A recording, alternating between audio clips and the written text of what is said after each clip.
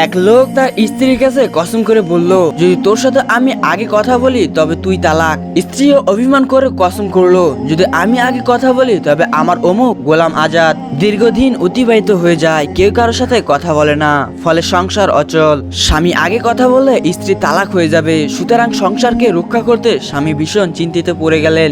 অপরদিকে স্ত্রী আগে কথা বললে তার মূল্যবান গোলামটি আজাদ হয়ে যাবে, সুতরাং সেও গোলাম হারাতে রাজি নয়।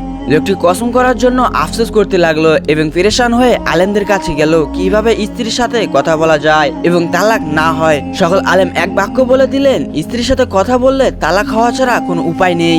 আলেমদের এ ধরনের বক্তব্য শুনে লোকটির পেরেশানি আরো বেড়ে গেল। অবশেষে তার মনে পড়ে গেল ইমাম আবু হানিফা রহমাতুল্লাহ এর কথা। লোকটি সকল কথা শুনে বললেন, যাও তুমি তোমার স্ত্রীর সাথে কথা বলো, কোনো ভয় নেই, তোমার স্ত্রী তালাক হবে না। ইমাম আবু হানিফা রহমাতুল্লাহ এর জ্ঞানের এই গভীরতা সবাই মুগ্ধ হলেন।